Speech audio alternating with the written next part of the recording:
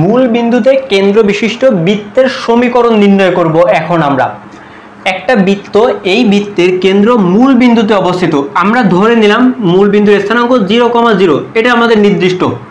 এখন এই বৃত্তের উপর একটা চলমান বিন্দু পি এক্স, ওয়াই এখানে রয়েছে, আমরা এটা একটু আগে দেখছি। এখন এই পি মূল বিন্দু থেকে এই পি বিন্দুর দূরত্ব, এই দূরত্বটাকে বলা হয় ব্যাসার্ধ। আমরা ব্যাসার্ধটাকে ধরে নিলাম আর। তাহলে দেখো এবার আমরা বলতে পারি না ও থেকে পি এর দূরত্বটাই হচ্ছে আর।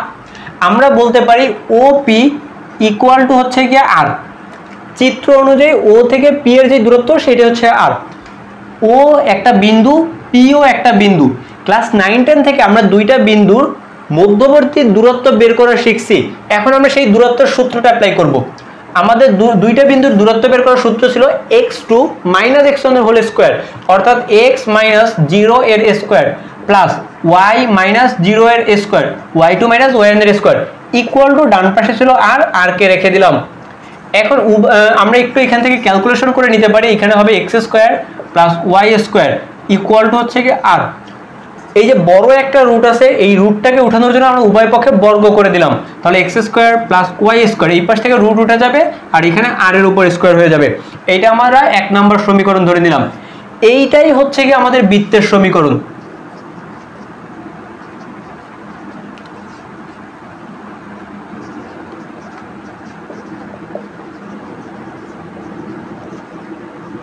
বৃত্তের সমীকরণ, এইটাই হচ্ছে আমাদের বৃত্তের সমীকরণ।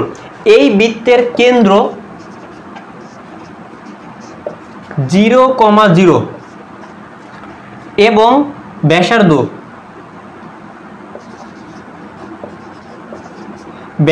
ইকুয়াল টু হবে আর।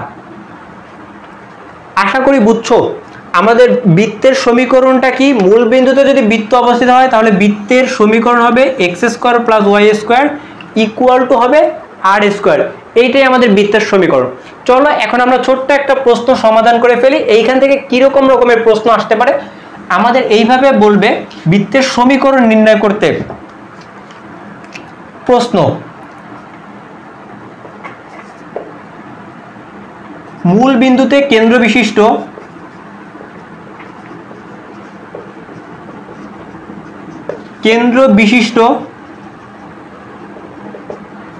এবং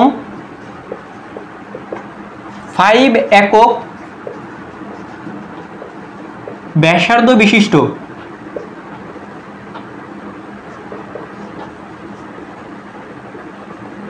বৃত্তের সমীকরণ নির্ণয় করো।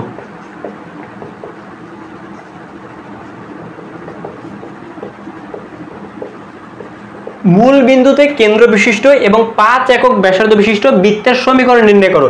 তাহলে আমাদের বৃত্তের সমীকরণটা হবে x² plus y² equal to, ডান সাইডে ব্যাসার্ধর মান হচ্ছে 5, তাহলে 5 এর স্কয়ার। এটাকে আমরা এইভাবে লিখবো x² plus y² equal to হচ্ছে 25। এইটাই হচ্ছে আমাদের অ্যান্সার। এইটা হবে আমাদের মূল বিন্দুতে কেন্দ্র বিশিষ্ট বৃত্তের সমীকরণ। এখন প্রশ্ন হলো, কেন্দ্র কি সবসময় মূল বিন্দুতেই হবে? অন্য কোনো জায়গায় কি কেন্দ্র হইতে পারবে না?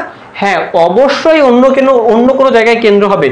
যখন কেন্দ্র মূল বিন্দু ব্যতীত অন্য কোনো জায়গায় অবস্থিত হবে, অর্থাৎ আমাদের ছক কাগজে প্রথম, দ্বিতীয়, তৃতীয় বা চতুর্থ চতুর্ভাগে অবস্থিত হবে, সেইটার ক্ষেত্রে আমাদের বৃত্তের সমীকরণ কি হবে।